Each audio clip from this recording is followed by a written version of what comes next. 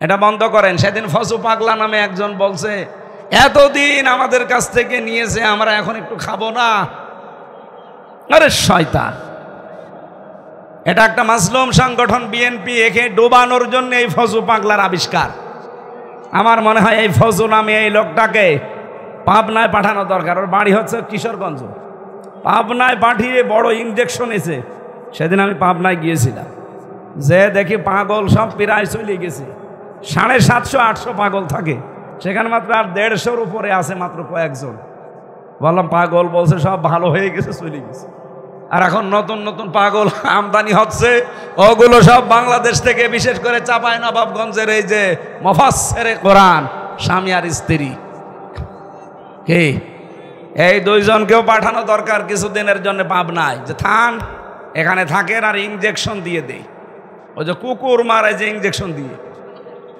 তাছাড়া এ মাথা খারাপ হয়ে গেছে, আর ভালো হবে না। আমি আর নিচে নামলাম না, আপনারা উল্টাপাল্টা ধারণা করবেন না। আমি বিএনপির বিরুদ্ধে না, সত্যি কথা বলছি। আমি শহীদ জিয়াউর রহমানের নামে মন থেকে দোয়া করি, তারেক জিয়া সাহেবের জন্য আমি মন থেকে দোয়া করি। কিন্তু এই মাজলুম দলটা ভারতের চাইলে, ভারতের গলক ধাঁধায় পড়ে এই দলটাকে অনেকে ডোবানোর জন্য চেষ্টায় আছে। তার ভেতরে যাদের নাম বলছি এদের কোনো কাজ নেই, কোনো কাম নেই। আপনি বলেন তো এদের কোন ব্যবসা আছে? বাংলাদেশে কেউ যদি রাজনীতি করতে চান, তারা আলাদা কর্মজীবন থাকা লাগবে। আর রাজনীতি যদি আপনার কর্মজীবন হয়, আপনি তো দুর্নীতি করবেন 1 আর 2। চ্যানেলটি সাবস্ক্রাইব করে আমাদের সঙ্গেই থাকুন।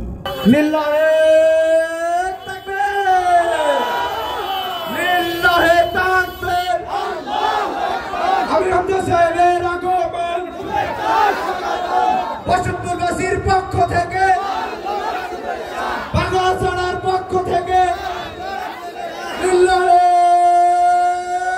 বিসমিল্লাহির রহমানির রহিম।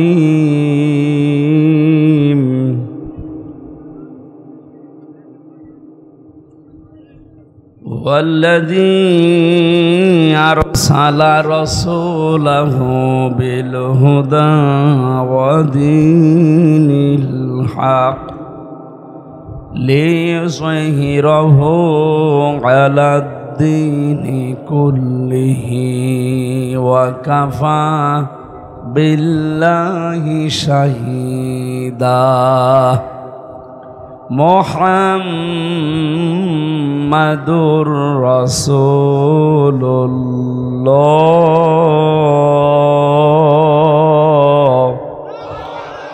সাদাকতা ইয়া রাব্বানা। আন আবি যাররিন রাদিয়াল্লাহু তাআলা আনহু قال قال سمعت رسول الله صلى الله عليه وسلم من ادعى ما ليس له فليس منا وليتبوأ مقعده من النار. رواه مسلم. وقال تعالى في شان رسوله وما زادهم إلا إيمانا وتسليما. اللهم صل على محمد وآله وصحبه وبارك. আলহামদুলিল্লাহ, বাংলাদেশের ঐতিহ্যবাহী জেলা যশোর সারসা থানার অন্তর্গত বসতপুর হোসাইনিয়া ফাজিল ডিগ্রি মাদ্রাসা ময়দানে ৬৮তম বাৎসরিক ৬৮টা বছর এখানে কোরআনে কারিমের কথা হচ্ছে, কিয়ামত পর্যন্ত হবে ইনশাআল্লাহ। তাফসীরুল কোরআন মাহফিলের স্বনামধন্য সভাপতি জনাব অধ্যক্ষ মাওলানা জহিরুল ইসলাম, অত্র প্রতিষ্ঠানের সম্মানিত অধ্যক্ষ, হাজারো আলেমের উস্তাজ, হায়াতে তজ্জেবা সিহাতে কুল্লিয়া কামনা করছি, বলেন আমিন। এ মাহফিলের প্রধান অতিথি আপনাদের যশোরের কৃতি সন্তান, ইসলামিক চিন্তাবিদ, রাজনীতিবিদ, বিশিষ্ট আলেমে দিন জানা মাওলানা আজিজুর রহমান, আল্লাহ রাব্বুল আলামিন তার গোলামকে দুনিয়া আখেরাতে কামিয়াবি দান করেন, বলেন আমিন। এতক্ষণ যিনি কথা বললেন কলারোয়া সাতক্ষীরা থেকে আগত মাওলানা খাদিমুল ইসলাম, সম্মানিত পরিচালক মাওলানা আব্দুল গফুর, মঞ্চে বসা ওলামায়ে কেরাম, মঞ্চে বসা অত্র এলাকার সর্বজন শ্রদ্ধাভাজন ব্যক্তিবর্গ, অরফানা লাকা যিকরক, এদের মর্যাদা সম্মান আরও বেশি কামনা করছি আল্লাহ যেন দুনিয়া আখেরাতে বাড়িয়ে দেন। যে আয়াতটা পড়লাম এর আয়াতের পরের আয়াত কি বলেন তো? অরফানা লাকা যিকরক, তারপরে কি? এই আয়াতটা ডবল করে আল্লাহ রিপিট করেছেন। আমি এতদিন আয়াতটা এভাবে পড়ি নাই, এমনি পড়ে গেছি, কিন্তু এর ভেতরে ফি জিলালিল কোরআন থেকে কিছু নতুন তথ্য পেয়েছি, বলি নাকি? শুনতেছেন আপনারা? আল্লাহ পাক বলেন ফা ইন্না মাআল উসরি ইসরা, ইন্না মাআল উসরি ইসরা,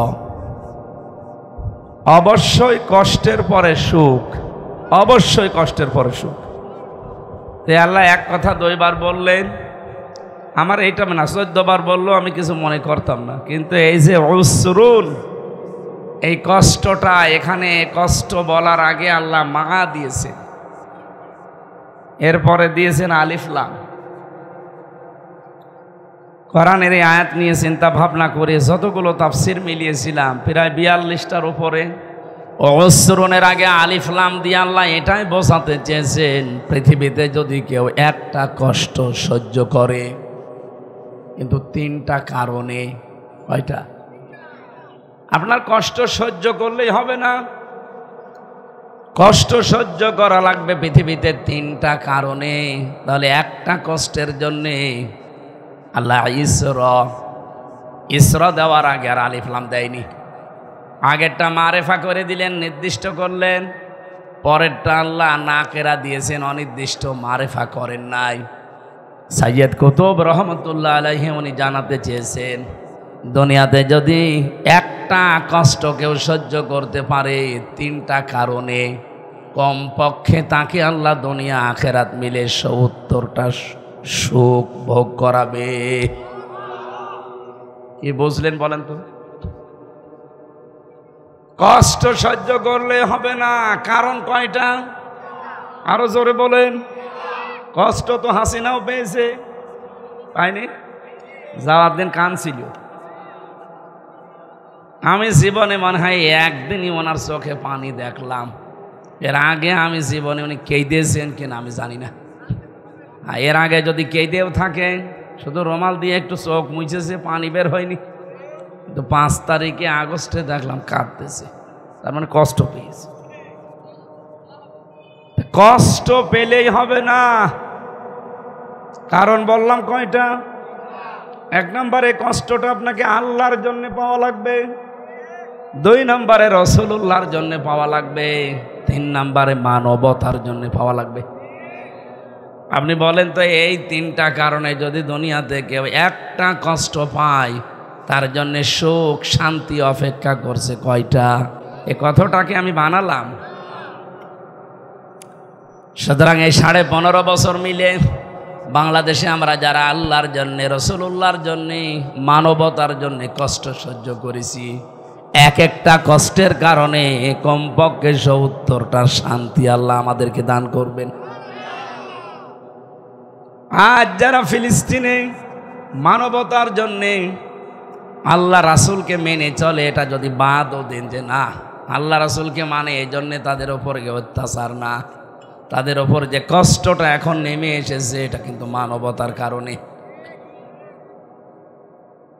কালকেও বিকালে ফেসবুক লাইভে এসে কি বলেছে দেখেছেন না, যে আমরা আজ সফল, মনে করছিলাম বিশ্বের 210 কোটি মুসলমান ফিলিস্তিনে টুকরা টুকরা হয়ে যাওয়ার পর, বিশেষ করে মুসলমানদের গায়ে হাত দিলে তামাম দুনিয়া থেকে পিপিলিকার চাকের মতো করে আমাদের কাছে আসবে, কই কিছুই দেখলাম না। এক ইরান শুধু একা কি করবে? আশপাশে 57টা মুসলিম রাষ্ট্র এখন পৃথিবীতে, কেউ এগিয়ে আসে না। আফগানিস্তান এগিয়ে এসেছে। তাম পৃথিবীর মুসলমান রাষ্ট্রগুলো যদি আজ এগিয়ে আসতো, আল্লাহর কসম, ইহুদিদের ভেতরে আমি দেখেছি, আমি বাইরের রাষ্ট্রগুলোতে ঘুরতে ফিরতে দেখি, মৃত্যুকে সবচাইতে বেশি ভয় করে ইহুদিরা আর মুশরিকরা। কোরআনে কারীম জানিয়েছে, ওয়ালা তাজিদান্নাহুম আহরাসান নাসি আলা হায়াতি ওয়া মিনাল্লাযীনা আশরাকু।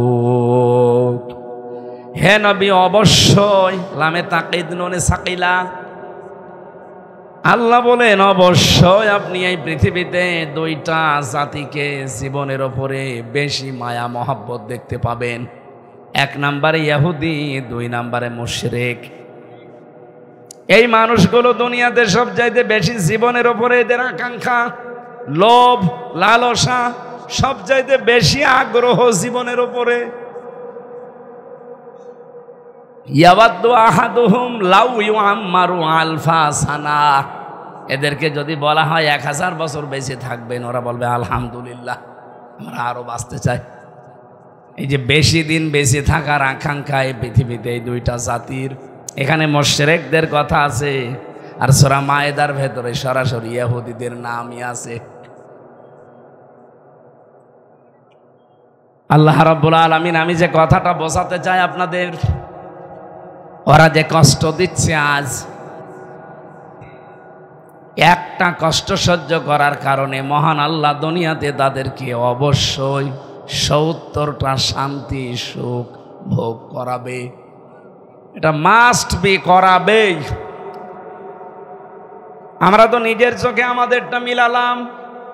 আমরা যারা সত্যি কষ্ট পেয়েছি আল্লাহর জন্যে, রাসূলুল্লাহর জন্যে, মানবতার জন্যে, আপনি টের পাচ্ছেন না?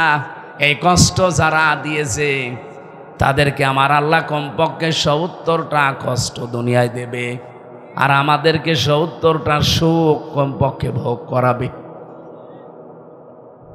সিস্টেম অপর পৃষ্ঠায় দেখুন, আল্লাহ পাক বলেন, পৃথিবীতে কোনো মানুষ যদি অবৈধভাবে একটা সুখ ভোগ করে, আবার বলছি, দুনিয়াতে কোনো মানুষ যদি অবৈধভাবে একটা সুখ ভোগ করে, এই পৃথিবী আর আখেরাত মিলে কমপক্ষে তাকে 70টা দুঃখ ভোগ করা লাগবে। সুখ ভোগ করলে আপনাকে দুঃখ পাওয়া লাগবে, বিষয়টা এমন না। সুখ যদি অবৈধভাবে কেউ ভোগ করে, এই যে পরকীয়া প্রেম যারা করে, এখানে সুখ নেই। কথা বলছে না নাকি? এলাকায় এসব চলছে না? আছে, মানে 180 মাইল বেগে চলছে। তারপরেও যশোর মনে হয় ভালো আছে। এগুলো এই নোয়াখালী বেশি। 4 বছরের তানিয়া থেকে 80 বছরের খাদিজা পর্যন্ত ওরা বাদ দেয় না। এটা রেকর্ড হচ্ছে তো। আপনি দেখেছেন না, সুবর্ণচরে 4 সন্তানের মাকে পর্যন্ত ওরা ধর্ষণ করেছে। আমাদের এই খুলনা বিভাগে একটু হালকা পাতলা আছে, এগুলো চট্টগ্রাম বিভাগে বেশি। আবার কালকে তো চট্টগ্রাম যাব, ওরা আবার চেপে ধরবে না তো? না, ওদের এলাকায় বেশিতে বললে অসুবিধা কি? ওরা ছাড়ে না কাউকে। বলেন তো, এই যে অবৈধ সম্পর্কের দ্বারা মানুষ একটা শান্তি পায়, সুখ পায় না পায় না? বলেন না কেন? এই একটা অবৈধ সুখের কারণে আপনাকে কমপক্ষে 70টা দুঃখ দুনিয়ায় ভোগ করা লাগবে। এই জন্য এই লাইনে যারা আছে, এই মুহূর্তে তওবা করে আপনি থামেন। বিশেষ করে যাদের ভাবির সাথে লাইন আছে, প্রতিবেশীর স্ত্রীর সাথে অনেকের লাইন আছে, এমনকি বিবাহিতা মেয়েদের সাথে অনেকের লাইন চলছে। এখানে যে সুখগুলো পাচ্ছেন, এগুলো যেহেতু অবৈধ সুখ, এই মুহূর্তে আপনাকে ওই রাস্তাগুলো সব বন্ধ করা লাগবে।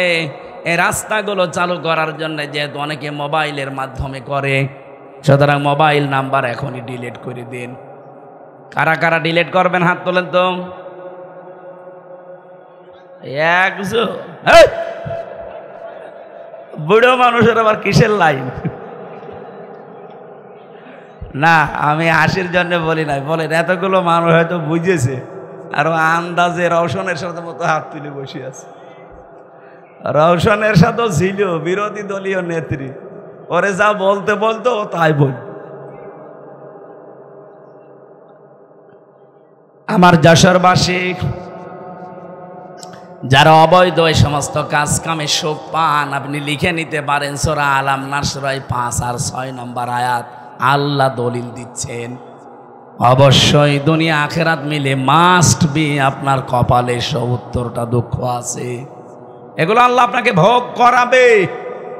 এই যে অবৈধভাবে 15.5 বছরে যারা টিকে ছিলেন ক্ষমতায়, বলেন তো আপনি তারা কি সুখ পায়নি?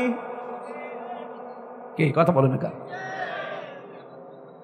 এই দেওয়া প্রায় 8-9 দিন হয়ে গেল, ওই দেশ থেকে কিন্তু হাসিনা পর্যন্ত বলেছে যে সবই আমার দোষ, মানুষ শুধু আমারে গালি দেয়, আমি কি সব একা খেয়েছি, আমার বোন খায়নি? আমার দলের লোকজন যা আছে ওরা কি কেউ কিছু করেনি? সবই আমারে গালি দেন, সব আমারই দোষ। তারাও তো সুখ পেয়েছে, তারা তো জানতো যে অবৈধ সরকার, বিনা ভোটের সরকার, তারপরও তারা আগ বাড়িয়ে বলতো আমি এমপি হব। হয়তো না আপনাদের এই আসনের যিনি ছিল উনিও।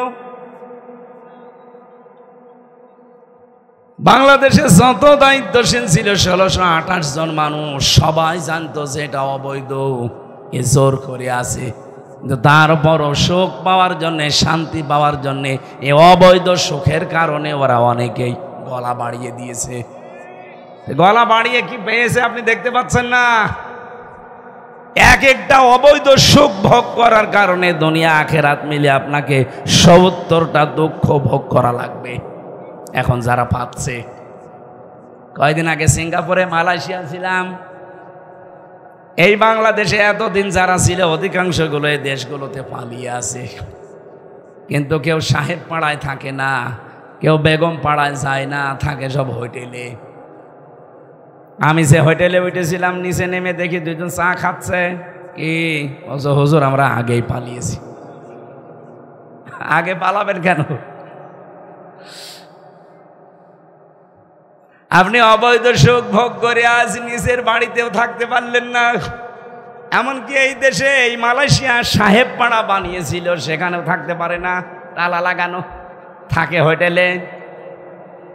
কয়দিন থাকবেন এভাবে? এই কোটি কোটি টাকা যদি আপনি বাইরে পাচার না করে আর মানুষকে কষ্টে ফেলে যদি আপনি এই সুখটা ভোগ না করতেন, আপনি মরণ পর্যন্ত চেয়ারে থাকলেও কেউ নামাতো না। কত মানুষ জেনে শুনি অবৈধ সুখ ভোগ করে। আমি যে জামাটা সেলাই করতে গিয়েছিলাম, একটু বড় হচ্ছিল মালয়েশিয়াতে, যে দোকানে গেলাম, ওই দোকানদারে যশোরে বাড়ি, অভয়নগরে। 5 জন কাজ করছে, একজনের বাড়ি পাকিস্তান, 2 জনের বাড়ি ইন্ডিয়া, আর একজনের বাড়ি তামিলনাড়ু। 5 জন মিলে ওই দোকানটা চালাচ্ছে। একটু জিজ্ঞাসা করলাম যে কেমন কি খরচ আপনাদের? যশোরের এই লোকটা বলছে আমি 6.5 লাখ টাকা খরচ করে এসেছি, আমার প্রতি মাসে এখানে ইনকাম 80,000 টাকা। পাকিস্তানের ভাইকে জিজ্ঞাসা করলাম উর্দু ভাষায় ওনারে, উনি আমারে বলছে যে আমার 1,20,000 টাকা খরচ হয়েছে আসতে। ইন্ডিয়ার যে 2 জন আছে জিজ্ঞাসা করলাম আপনাদের কত? ওরা বলছে আমাদের 2 লাখ খরচ হয়েছে, 2,20,000। আর একজন যিনি ছিলেন তারে বললাম আপনার কত? বলছে আমার মাত্র 30,000। ওটা থাইল্যান্ডে বাড়ি, 30,000। মানে বাংলাদেশের টাকা হিসাব করি আমি দেখলাম একজনের 30,000, একজনের 1,20,000, একজনের 2,20,000, আর আমাদের আল্লাহর ওলির 6.5 লাখ। অথচ সবার উপায় এক। এই 5 জনই প্রতি মাসে মাসে এই দোকান থেকে এই কাপড় চোপড় সেলাই করে 80,000 টাকা করে উপায় করে। টাকা ইনভেস্ট করলো সবাই কি সমান? কথা বলে না কেন? কোথায় 6.5 লাখ আর কোথায় 30,000? যদি ওটা পাশের রাষ্ট্র থাইল্যান্ড, সেখানে মেনে নিলাম, আর ইন্ডিয়া পাকিস্তান আর আমরা এ তো পাশাপাশি রাষ্ট্র। কি তা আমরা তো একভাবেই প্লেনে যাই, আমার উপায়ও এক, অথচ আমার আকাশ পাতাল হয়ে যাচ্ছে। কোথায় 1,20,000 আর কোথায় 6.5 লাখ? কেন এ টাকা দেওয়া লাগবে? কয়েকজন এলিট পার্সন যারা শিক্ষিত মানুষের সাথে দেখা করলাম যে কেন হয় এটা, ওনারা আমারে বলছে এখানে সিন্ডিকেট, এখানে শেখ রেহানা আর ওই দরবেশ সালমান রহমান আর একজন নাম বলল এমপির, এই 3 জন মিলে সারা বাংলাদেশ থেকে যত মানুষ বাইরের দেশে যায় তাদেরও খরচ কিন্তু খুব বেশি হলো 2 লাখ টাকায় হওয়ার কথা ছিল, অন্তত মালয়েশিয়া, সিঙ্গাপুর এ সমস্ত জায়গায়। কিন্তু তারা কমপক্ষে 6.5 লাখ, আর সিঙ্গাপুরে তো 12 লাখ 15 লাখ। এ টাকাগুলো তারা এখান থেকে পার্সেন্টেজ হিসাবে তাদেরকে পাঠিয়ে দেওয়া লাগে। এই যশোরের এই ছেলেটা এত গরিব মানুষের ছেলে, ওর পুরা ডিটেলস আমি বসে বসে শুনছিলাম। এই গরিব মানুষের কাছে আপনি এইভাবে করে জুলুম করে টাকাগুলো সারা বাংলাদেশে এইভাবে নিয়েছেন। অবৈধ সুখ তো কম ভোগ করেননি, এখন দুঃখ ভোগ করেন 70টা। এক একটা অবৈধ সুখের কারণে যদি 70টা দুঃখ হয়, 15.5 বছরে কত সুখ পেয়েছেন? আপনি মনে করেন 50টা সুখ পেয়েছেন, তাহলে এক একটা 70টা 50টা সুখের কারণে 70 দিয়ে গুণ দেন তো। হ্যাঁ, মোবাইল সামনে রাখো, গুণ দাও। 3,500 দুঃখ ভোগ করা লাগবে এই 15.5 বছরে যারা সুখ পেয়েছে। তারপরে সুখের আশা করি। অনেকে এখনই বলছে চট করে চলে আসবে। আরে ভাই, 3,500 দুঃখ আগে ভোগ করে। আমার কথা যদি বুঝে থাকেন একটু বলেন তো ঠিক আছে কিনা, নাকি আল্লাহর কথা মিথ্যা হবে? জীবনেও না। আমি তো 100 ভাগ বিশ্বাস করি যারা অবৈধ সুখ পেয়েছেন তারা এরকম দুঃখ দুনিয়া আখেরাত মিলে পাবেনি।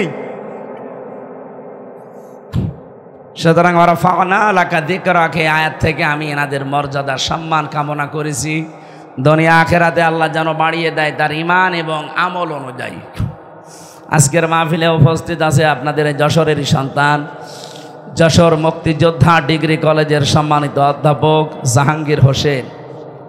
ওনার মা মারা গেছে, দোয়া চেয়েছে আপনাদের কাছে আল্লাহ মাকে যেন জান্নাতুল ফেরদাউস নসিব করে। খুব মা ভক্ত মানুষ। আপনি আরেকটু মায়ের কথা বলবেন ও কেঁদে ফেলবে। সন্তানের মনাজাত, সন্তানের চোখের পানি যেহেতু আল্লাহ ফেরত দেয় না, আল্লাহ যেন স্যারের মাকে মাফ করে দেন, বলেন আমিন। সামনে বসা মুসলমান ভাইরা, যশোর মানে আমার বাড়ি, বাড়ি আমার এই যে পাশে কুষ্টিয়া। আমি এই খুলনা বিভাগের ভেতরে যদি বাড়ি থেকে বের হয়ে আসি, মনে হয় যে আমি এই ঘর থেকে এই ঘরে আসলাম। একটু দূরে গেলে মনে হয় যে না, এই গ্রাম থেকে ওই গ্রামে গেছি। কালকে যেহেতু কক্সবাজার, মনে হবে যে অন্তত একটু দূরে গেলাম। যশোর, ঝিনাইদহ, বিশেষ করে মাগুরা, নড়াইল, আজকে রাতে আছে নড়াইলে, এই সমস্ত জায়গায় আসা মানে আমি নিজের বাড়িতে বসে আছি। আপনারা আমার আপনজন, রক্তের সম্পর্ক না থাকলেও একই বিভাগের মানুষ আমরা। হয়তো দেখা যাচ্ছে যে কোনো সাইড দিয়ে আত্মীয় হয়েও যেতে পারি। সামনে বসা এই সমস্ত আপনজন মুসলমান ভাই আর বোনেরা, আমি মাওলানা আজিজুর রহমানের কাছ থেকে এই কথাটা শুনেছি যে সবাইকে আপন মনে করা লাগবে। অনেকের ভেতরে হয়তো এই গুণটা নেই, আল্লাহ ওনাকে এই গুণটা দিয়েছেন। এমনকি উনি এমন কোনো কথাবার্তার এমন কোনো কাজ করেন না যে অন্যকে একটু কষ্ট পাবে। এই আচরণটা ওনার না, রসুলের। ফাবিমা রহমাতিম মিনাল্লাহি লিনতা লাহুম ওয়ালাউ কুনতা ফাজ্জান গালিজাল কলবি লানফাদ্দু মিন হাওলিক। আল্লাহ তাআলা বলেন, হে নবী, আপনার অন্তর যদি, হৃদয় যদি কঠোর হতো তো মানুষ আপনার কাছে আসতো না। আপনার দিলটা আমি নরম করে দিয়েছি, এই জন্য তো মানুষ আপনার কাছে এত ভেড়ে। সুতরাং ওনার ওই কথাটা আমরা যেন সারা জীবন মেনে চলতে পারি যে আমরা সবাই, সে যে ধর্মের লোক হোক, যে দলের লোক হোক, যশোরবাসী, খুলনাবাসী, এ বিভাগের লোক, আমরা সব এক। কথা বলেন না কেন? এ বিভাগের 10টা জেলায় যদি কিছু হয়, সারা বাংলাদেশের অন্যান্য বিভাগের লোকজন কিন্তু গালি আগে দেবে খুলনা। খুলনা মানেই যশোর, খুলনা মানেই কুষ্টিয়া। কি কথা বুঝতেছেন?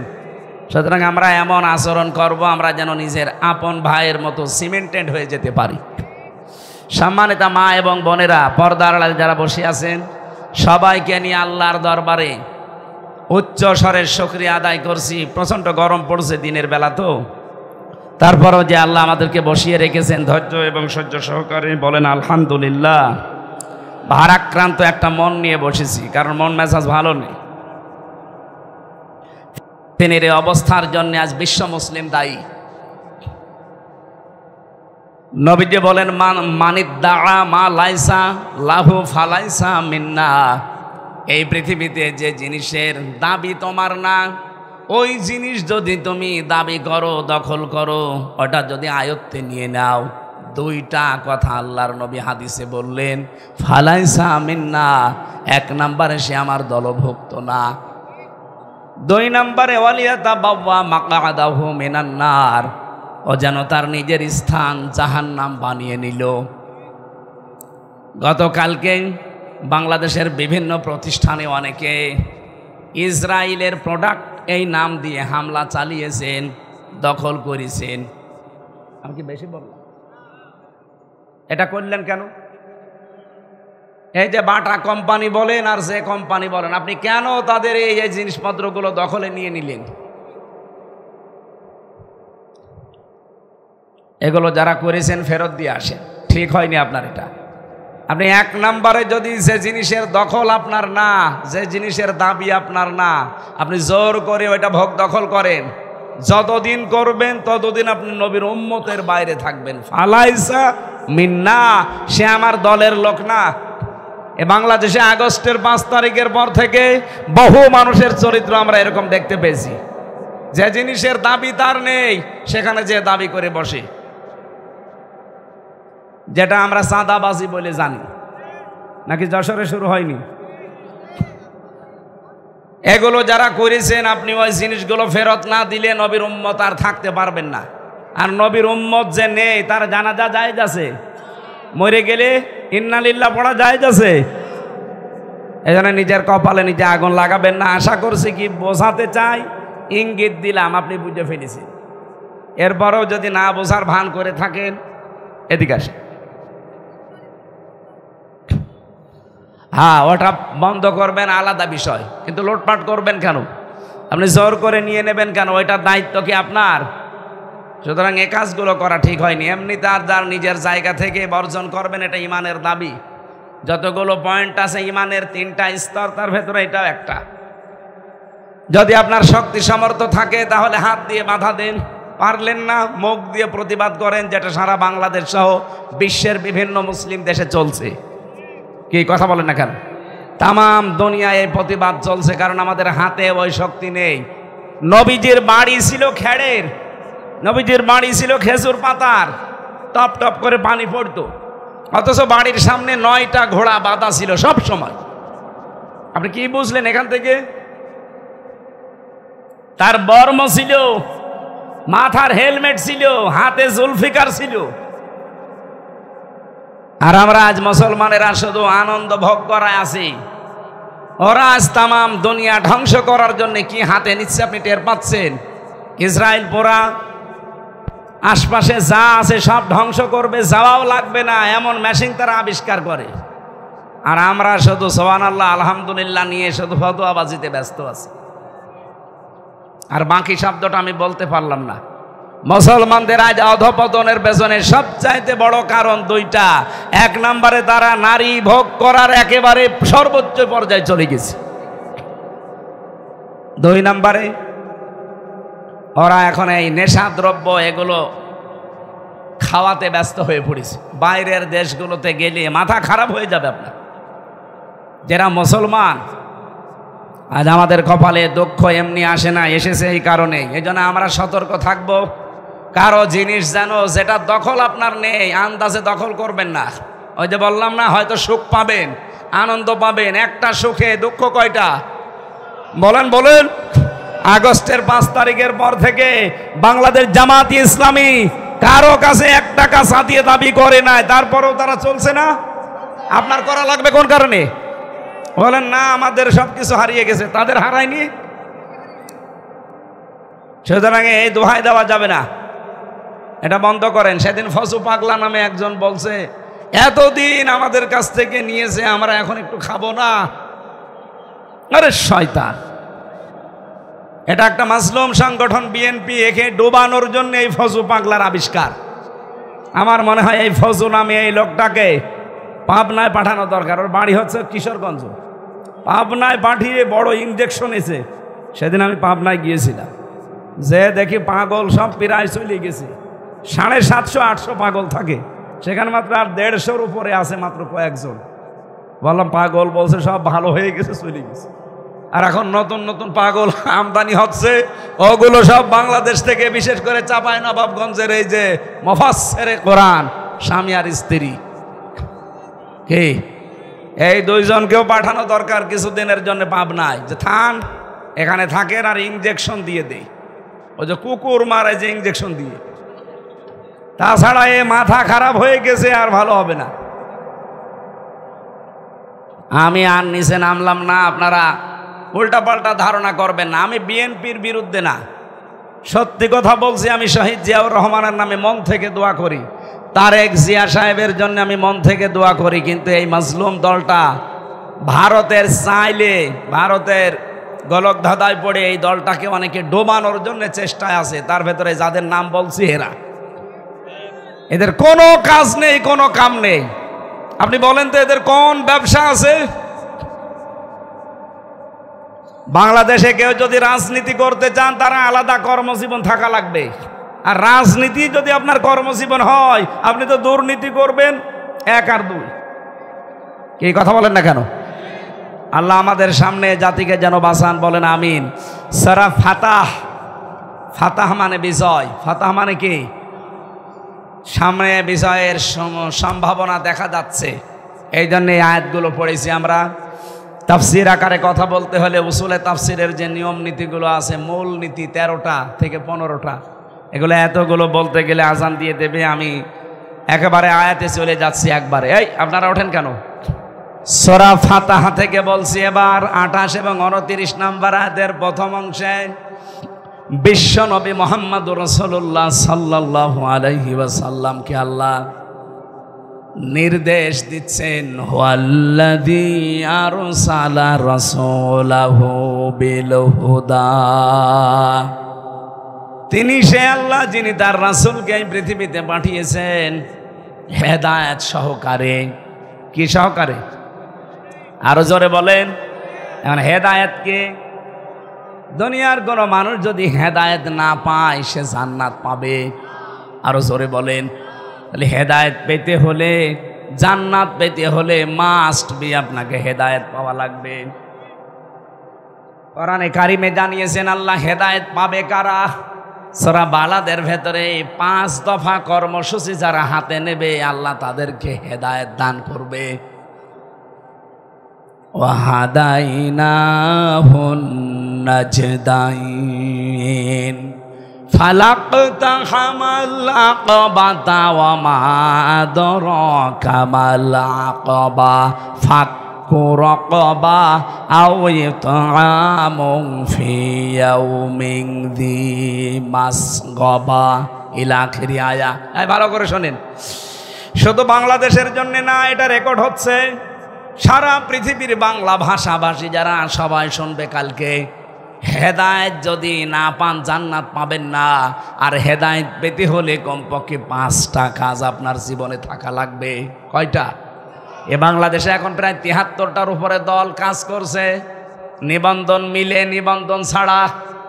যারা আছেন হেদায়েত যদি সত্যি পেতে চান, আল্লাহর কোরআনের সূরা বালাদের এই 10 নম্বর আয়াত থেকে 18 নম্বর আয়াত পর্যন্ত আপনি মিলাবেন বাড়ি যেয়ে। 1 নম্বরে আপনার জীবনে ফাক্কু রাকাবা, দাস মুক্তিকরণ, এই কর্মসূচি থাকা লাগবে। বাংলাদেশ জামাত ইসলামের কথা বলছি আমি এই কারণে, দাস মুক্তি বলতে আমরা কি বুঝি? পৃথিবীতে আল্লাহ বানিয়েছে মানুষকে তার দাসত্ব করার জন্যে। কথা বলেন না কেন? ইয়াকা না'বুদু, একমাত্র তোমারই দাসত্ব করি। সেখানে বহু মানুষকে আমরা দেখতে পাই তারা আল্লাহর দাসত্ব বাদ দিয়ে মানুষের দাসত্ব করে। বলেন, যারা আল্লাহর দাসত্ব বাদ দিয়ে পৃথিবীর মানুষের দাসত্ব করবে, মানুষের গোলামি করবে, এখান থেকে যারা মানুষকে বাঁচাতে চায়, আর এই কর্মসূচি জীবনে 1 নম্বরে নিয়েছে জামাত ইসলাম। এতে বারবার আল্লাহর আইনের কথা বলা হয় কেন? কারণ আল্লাহর আইন প্রতিষ্ঠা হলে মানুষের তৈরি করা আইনগুলো এমনি দূর হয়ে যাবে। আর মানুষের তৈরি করা আইন যদি না থাকে, আল্লাহর আইন যদি কায়েম হয়, মানুষ দাসত্ব করতে বাধ্য হবে কার? আমরা তো চাই মানুষ দাসত্ব করুক আল্লাহর। কি কথা বলে না কেন? 2 নম্বরে, যারা এতিম মিসকিন অসহায় মানুষের বাড়িতে খাবার পৌঁছিয়ে দেয়। আপনি দেখেন না, আগস্টের 5 তারিখের পরে আজ এপ্রিলের 8 তারিখ, এই 1 মাস 8 মাস 3 দিনের ভেতরে এই 73টা দলের কর্মসূচি আপনি একটু হিসাব করে মিলান। কারা এতিম মিসকিন অসহায় দুর্বল মানুষদের কাছে যে সর্বোচ্চ বিলিয়ে দিচ্ছে? বলেন, আপনি যে আন্দাজে ফতোয়া দেন, বলেন আমি যা বলছি কোরআন থেকে না বানিয়ে? ইয়াতীমান যা মাকরাবা, নিজের নিকট আত্মীয় স্বজনের ভেতরে যারা এতিম অসহায় তাদের খোঁজ খবর নেওয়া। আর আমি তো এই গুণটাও এদের ভেতরে দেখি। তা আমি যা পড়ি কোরআনে, এগুলো যার ভেতরে পাবো আমি তো সেখানে যাব। আপনি জোর করে আমারে নিতে চান, পারবেন না। আমি তো দেখি না আপনার ভেতরে এগুলো। আও ইউতামুন ফি ইয়াউমিন যি মাসগাবা, এখানে আরেকটা আয়াত আমার আল্লাহ জানিয়েছে, যারা এতিম অসহায়, যারা ধুলি মলিন, যে মানুষগুলো রাস্তাঘাটে কর্মজীবনে ধোলা মলিন হয়ে নিজের শরীরকে সর্বশান্ত মনে হয়, এই মানুষগুলোর পেছনে যারা থাকে, এদের কর্মজীবনে যারা সাহায্য সহযোগিতা করে। কত ভ্যানওয়ালা, রিক্সাওয়ালা, রিক্সাটা পুড়িয়ে গেছে, নষ্ট হয়ে গেছে, তার একটা কর্মজীবন ঠিক করার জন্য বাংলাদেশ জামাত ইসলামী এই কর্মসূচিটা হাতে নিয়েছে। আমি তো বহু মানুষকে দেখলাম, আমার কুষ্টিয়া নিজের জেলায় একটা হিন্দুর বাড়ি, আমার নিজের 4-5 গ্রাম পরে ওই বাড়িটা পুড়ে একেবারে ছাই হয়ে গেছে। বাংলাদেশ জামাত ইসলামী কুষ্টিয়া জেলা শাখার উদ্যোগে এই 5 টাকা, 10 টাকা, 100 টাকা চাঁদা কালেকশন করে করে 2.5 লক্ষ টাকা দিয়ে তার বাড়িটা বানিয়ে দিয়েছে। এর একটা হিন্দু হোক, কিন্তু লোকটা তো মানুষ। এই বলুন, একটা মুসি মানুষ, মুসি জুতা সেলাই করে খায়, সে জীবনে ইসলামের এই সৌন্দর্য দেখে কোনোদিন ভুলতে পারবে? আর আপনার টাকা ব্যাংকে ছাতা পড়ে যায়, কি করেন আপনি টাকা দিয়ে? সুম্মা কানা মিনাল্লাযীনা আমানু ওয়া তাওয়াসাউ বিস-সাবরি ওয়া তাওয়াসাউ বিল মারহামা। এই পৃথিবীতে ওই মানুষগুলো হেদায়েত পাবে, তারা ডানপন্থী বলে আল্লাহ উল্লেখ করেছেন। উলাইকা আসহাবুল মাইমানা, এই মানুষগুলো ডানপন্থীরা সফল হবে, এদেরকে আল্লাহ হেদায়েত দেবে যারা নিজেরা ঈমান আনার পর মানুষকে ধৈর্য ধারণের উপদেশ দেয় আর একে অন্যের প্রতি রহম দিল হয়। আজ এই গুণগুলো আমি যেখানে পাবো, আল্লাহর কসম আমরা মুসলমান হিসাবে সেখানে যাব। বলো স্যার, এই তো পরিবেশ না, ঝড় উঠছে, ঝড় উঠছে, আমার মনে হয় আর টানা ঠিক হবে না। আমি তো এবার মেয়েদের পয়েন্টে যাব, প্রায় আমার আধা ঘন্টা 15 মিনিট বলতে পারতাম। আমি তো সিরিয়ালে যাব না, মোহাম্মদুর রাসূলুল্লাহর পরে ওদের কথাগুলো বলবো, হবে না?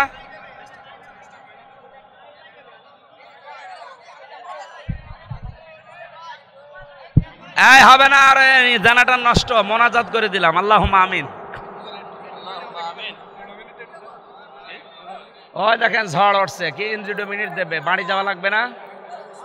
লা হাওলা ওয়ালা কুওয়াতা ইল্লা বিল্লাহিল আলিয়্যিল আযীম। রব্বানা আতিনা ফিদ দুনিয়া হাসানা ওয়া ফিল আখিরাতি হাসানা ওয়া কিনা আযাবান নার ওয়া আদখিলনাল জান্নাতা মা'আল আবরার ইয়া আজিজ ইয়া গফফার ইয়া রাব্বাল আলামিন। আল্লাহ তাআলা, পরিবেশ আমাদের অনুকূলে আর নেই, আকাশের অবস্থার দিকে তাকিয়ে আমরা শেষ করে দিলাম। বহু ছোট ছোট বাচ্চা কাচ্চা আছে,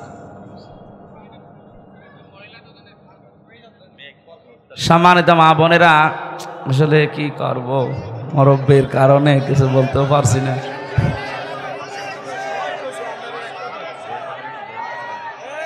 আমার এই মেয়েদের নিয়ে আমি জেলখানায় যে দাম্পত্য জীবনের বই লিখেছিলাম, ওদের যে কলহ বাঁধে মেয়েদের সাথে, স্বামী স্ত্রীর, মেয়েদের মা বোনেরা আপনার স্বামীকে দিয়ে গাড়ির কাছ থেকে বইটা নিয়ে যাবেন মোনাজাতের পরে। আপনাদের সমস্যাগুলো প্রায় 120 পৃষ্ঠা লিখেছি, আর এটা সমাধান করা লাগে কি করে, ওখানে পয়েন্ট আকারে দেওয়া আছে। আপনারাও নিয়ে আপনার মেয়েকে পড়াবেন, নিজের বউকে পড়াবেন, অন্তত শান্তি আসবে আমি আশা করছি। গন্ডগোল আর হবে না যদি মেনে চলতে পারি। ওই যে গাড়ি আছে এখানে, মেয়েরা আপনার বাচ্চাকে আপনার স্বামীকে পাঠিয়ে দেন যেন ও নিয়ে যায় ওখান থেকে। আমরা খাদিজাতুল কুবরা রাদিয়াল্লাহু তাআলা আনহার জীবনী থেকে পেয়েছি, এটা ওখানে পাবেন আপনারা। সারা জীবন তিনি এক ওয়াক্ত নামাজ পড়েননি, একবারও তিনি যাকাতও দেননি, একটা জীবনে হজও করেননি, তিনি একদিনের জন্য পর্দায়ও থাকেননি, রোজাও রাখেননি জীবনে একটা। কিন্তু আল্লাহ তাকে নিজে সালাম পাঠিয়েছেন আর জান্নাতে ঘর বানিয়ে তার জন্য সুসংবাদ পাঠিয়েছেন। পুরা জীবনী পড়ে আমি একটা বিষয় পেয়েছি, কারণ এগুলো সব নাজিল হয়েছে তার ইন্তেকালের পরে, এই জন্য তিনি করতে পারেননি। কিন্তু আল্লাহ তাকে জান্নাতে ঘর বানিয়ে সুসংবাদ দেওয়ার কারণ, তাকে সালাম দেওয়ার কারণ হচ্ছে জীবনে কোনোদিন তিনি স্বামীর মনে দুঃখ দেননি। এখানে যারা আমরা স্বামী আছি, সে যে স্বামী হোক, আপনি বুকে হাত দিয়ে বলতে পারবেন জীবনে আমার বউ কোনোদিন আমাকে একদিনও দুঃখ দেয়নি? হাত তোলেন তো। একজন হাত তুলতে পারছে না। এখানে দাঁড়িয়ে দাঁড়িয়ে কি করেন আপনারা? একটা স্বামীও আপনার পক্ষে নেই? এই আশ্চর্য গো, এত বড় বড় হুজুরও আমরা হাত তুলতে পারছি না।